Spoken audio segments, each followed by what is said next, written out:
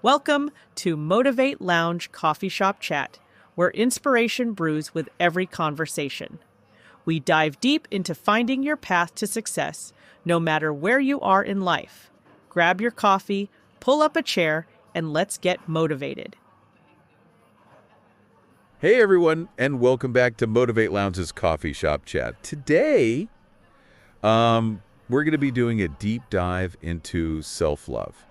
Yeah, we hear about it all the time, right? But what does it actually mean? Like, beyond the face masks and the bubble baths, that $450 billion industry. So we're going to be looking at a few different articles. We've got Psych Central, Cleveland Clinic, and Better Up to kind of help us unpack this whole thing. Yeah, I think that's such a good point. It's easy to get caught up in like the commercialized side of self-care and kind of lose sight of the real essence of self-love.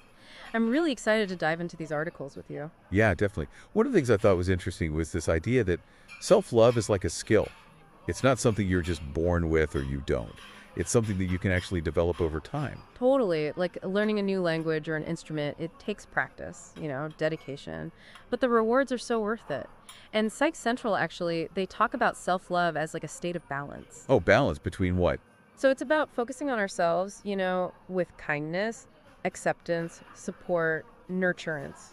It's not selfish to prioritize our own well-being. It's actually really essential. Right. So it's not just like indulging yourself. It's actually picking behaviors and thought patterns that are going to nourish you in the long run. Exactly. And the Cleveland Clinic article goes on to say that self-compassion is really at the core of self-love. Like, how would you treat your best friend?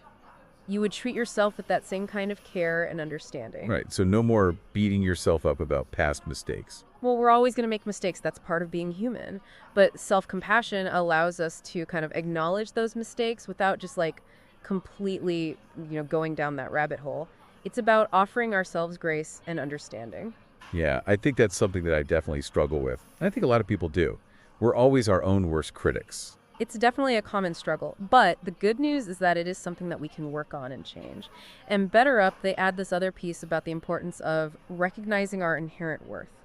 They talk about self-love as having a positive regard for yourself and like truly understanding your value. So not basing our worth on what we achieve or what other people say, just like as a human, we have worth. Exactly. You're deserving of love and respect just because you exist.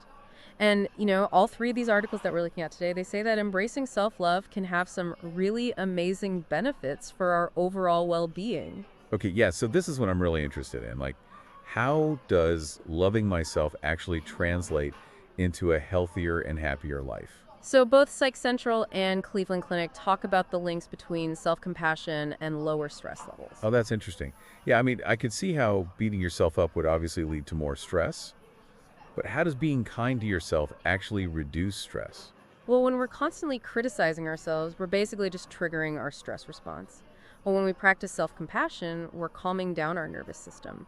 We're allowing our body to relax. So it's like a physiological shift, not just an emotional shift. Exactly. And that lower stress level, it leads to better resilience. We can handle challenges better. We can bounce back from setbacks, especially when we're not weighed down by self-criticism. Right, like self-compassion gives you that inner strength to kind of deal with all the ups and downs. Totally. And Better Up brings up another interesting point. It's about how self-love can actually impact our willingness to take risks. So when we believe in ourselves and our worth, we're more likely to get outside of our comfort zone and go for new opportunities. Yeah, that makes sense. If you don't believe in yourself, why would you even try? But if you have a strong sense of self-love, you're more likely to embrace those challenges and see them as a chance to grow. Exactly. Self-love empowers us to live more authentically and to pursue the things that actually matter to us. I love that. But I think for a lot of people, they're probably wondering where to even begin. Is it all about affirmations in the mirror? Well, affirmations can be a good tool, but these articles give us some more concrete and actionable tips for how to cultivate self-love. Okay, I'm ready. What's step one? Know thyself sounds simple, but it's about taking the time to really understand your needs, your values, what brings you joy. Well, like getting to know yourself on a deeper level. What makes you tick? Yes. Once we understand who we are and what we need, it's so much easier to make choices that align with that. And that brings us to the importance of building a self-care routine. All of these articles talk about how important it is to incorporate activities into your life that nurture your mind, your body, and your soul. Right, so it's more than bubble baths and face masks. It's about those activities that truly recharge you. Absolutely. Whether it's spending time in nature, pursuing a hobby, or just taking a few minutes to relax. So it's about finding what replenishes you and making it a regular part of your life. Exactly. And another important part of self-love is nurturing positive self-talk. We need to pay attention to that inner critic and challenge the negative thoughts. Oh yeah, the inner critic, we all have that, right? It's a common experience, but with practice, we can learn to kind of shift those patterns. The articles talk about using affirmations and just practicing compassionate self-talk to counteract the negativity. So instead of focusing on your shortcomings, you focus on celebrating your accomplishments and strengths. Exactly. And finally, all three articles talk about the importance of setting healthy boundaries. This is a huge act of self-love. It protects our time and our emotional energy. Yeah, setting boundaries could be tough, though. It always seems easier to just say yes to everything. It can be challenging, but it's so essential for our well-being. When we learn to say no to things that drain us or that don't align with our values, we create space for the things that really matter. It's a powerful way to honor our needs and to really prioritize our own self-care. I'm loving this. I feel like I'm already starting to shift my perspective on self-love. It's a journey, but it's so worth it. Before we move on to part 2, where we'll be getting into some more practical tips, do you have any final thoughts for our listeners right now? I just want to encourage everyone to be patient with themselves. Self-love isn't something that happens overnight. It's about taking small steps each day and celebrating the small victories along the way. Motivate Lounge is your go-to YouTube channel for personal growth, motivation, and a positive mindset. We provide powerful motivational talks, proven success strategies, and practical tools to help you overcome challenges and unlock your full potential. We'd love for you to be part of our growing community. Subscribing is completely free, and it helps us continue bringing you even more valuable content.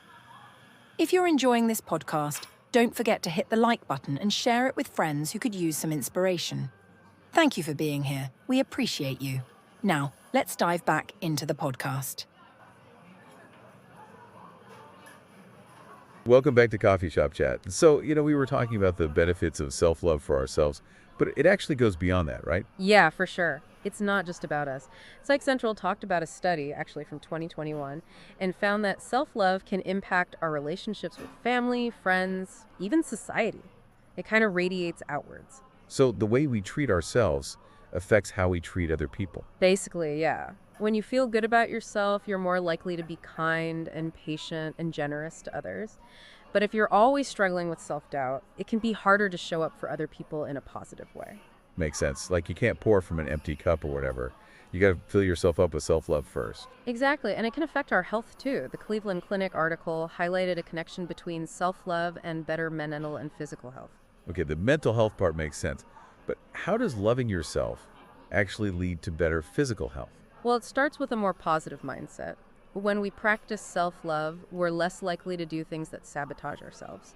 And we're more likely to make choices that support our well-being. So instead of skipping the gym and eating junk food, you're more likely to choose healthy options because you respect yourself. Right. It's not about forcing yourself to do things you hate. It's about making choices from a place of self-care and self-respect. It becomes an act of self-love instead of a chore. Exactly. And Betterup said that self-love can also boost our self-efficacy, which is basically our belief in our ability to succeed. So the more we love and believe in ourselves, the more we feel like we can achieve our goals. Yeah, it creates this positive feedback loop. Self-love leads to self-belief, which helps you take on challenges and achieve success. And that success further strengthens your self-love and so on. Like self-love is the key to unlocking your full potential.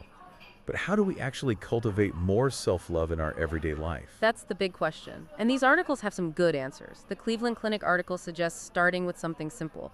Acknowledge your feelings, even the negative ones. So instead of trying to push down negative emotions, we need to let ourselves feel them. It's not about dwelling in negativity, but it's about being present with yourself without judging yourself.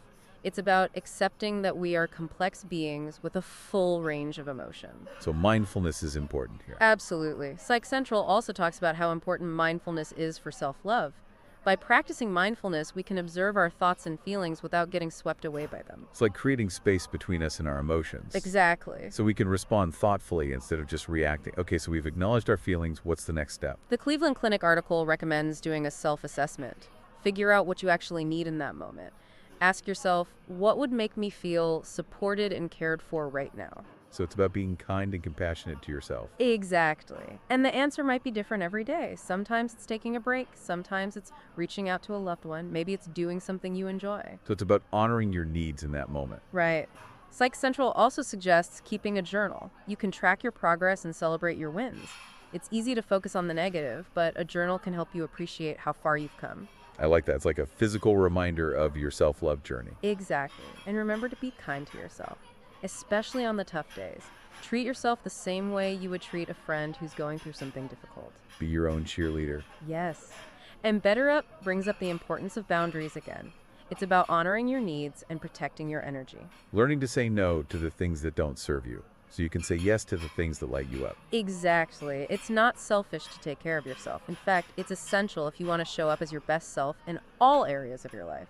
I love this conversation. I feel like I have a whole new understanding of what self-love really means. Me too. And remember, it's a journey, not a destination. Be patient with yourself, celebrate your progress, and don't be afraid to ask for help along the way. That's great advice. We're going to take a quick coffee break, and then we'll be back for the final part of our deep dive to wrap things up. And we are back for the last part of our deep dive on self-love. It's amazing how much we've already covered. So as we wrap up, I'd love to hear any final thoughts that you have, especially about practical steps that people can take to kind of, actually implement these things. It's funny, as we've been talking, one thing that keeps coming up is self-compassion. It really feels like the foundation of everything. Yeah, I agree. But it's so hard sometimes, isn't it? It really is. We tend to be so hard on ourselves, but it's important to remember that self-compassion isn't about ignoring our flaws or letting ourselves off the hook. It's about treating ourselves the way we would treat a friend who's going through the same thing. Right. It's about going from that inner critic to the inner cheerleader. Exactly. And those positive affirmations, they can really make a difference. We can actually rewire our brains for self-love just by choosing to focus on the positive, focus on our strengths, celebrate our wins, no matter how small they are. It's like planting little seeds, and then they grow over time. But what about those times when we feel stuck? Better Up talked about the link between self-love and risk-taking. And that really stuck with me. It is a powerful connection. When we're filled with self-doubt, it's easy to just stay in our comfort zone. But self-love gives us courage. It gives us that confidence to chase our dreams, even if it means we might fail. Because at the end of the day, we know that our worth isn't based on whether we succeed or not. Right.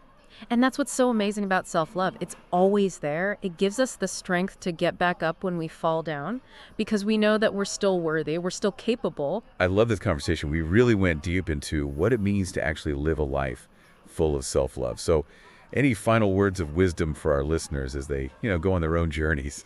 I would just say start small. You don't have to change everything overnight. Pick one thing you want to work on.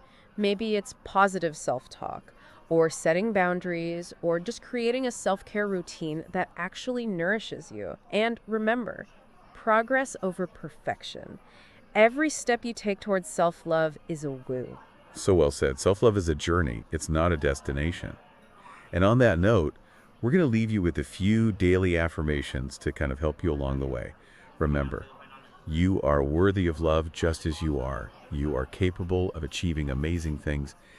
And you have the power to create a life that is full of joy and peace and fulfillment. Thanks for joining us on this deep dive into self-love. Until next time, keep that coffee brewing and the self-love flowing.